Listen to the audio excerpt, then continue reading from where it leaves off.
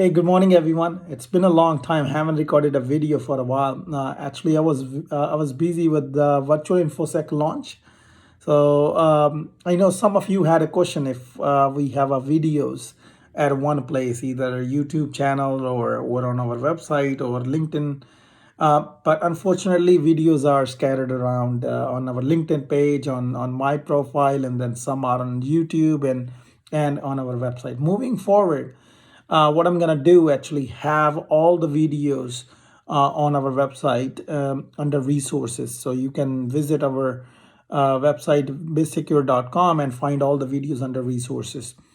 We're also going to plan some interactive sessions, not traditional webinars where we will just present all the slides and just talk about a particular topic. No, it will be more like interactive session where you guys can raise any questions, and we will basically more like a discussion on particular topics. And topics could be around GRC and cybersecurity and other topics. And if you guys are interested, feel free to send me your topics and you guys would like to discuss, and then obviously you guys will see some scheduled I wouldn't say webinars, interactive sessions are coming up soon. Now today's topic is key points to remember while implementing cybersecurity programs.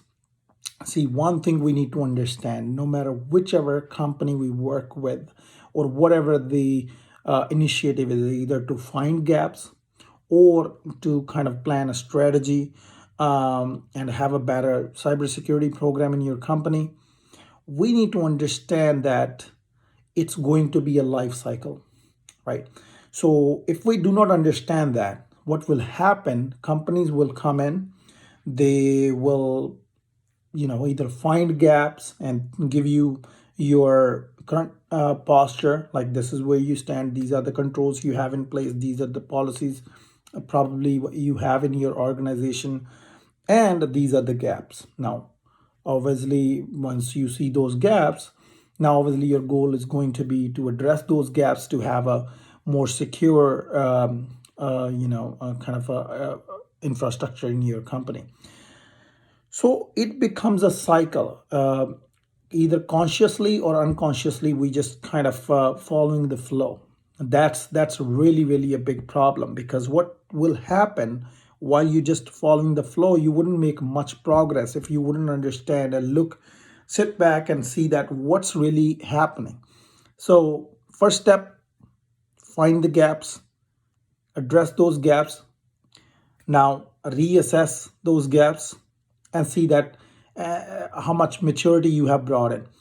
If you wouldn't know that it's a life cycle, then you might not even pay attention to a baseline.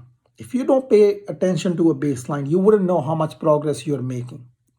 So the most important thing you need to really do to actually understand what controls and process you're going to have in order to manage this life cycle. Once you find the gaps, do you have any kind of a baseline to check across or check against these gaps? Now, obviously these gaps gonna get fixed, but then would you know that how much progress you're making quarterly, yearly, based on these fixes?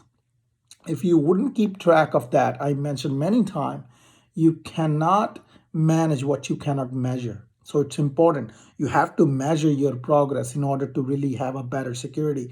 Big companies have made that mistake. I have mentioned in many other videos that they do not have a very strong governance over remediation, and that's resulting many of data breaches. So when you plan your security initiatives, or even trying to meet your regulatory compliance requirements, and nowadays privacy becoming a pretty big thing, make sure you have a full-blown control over your finding gaps, getting those fixed, and then trackability on your maturity.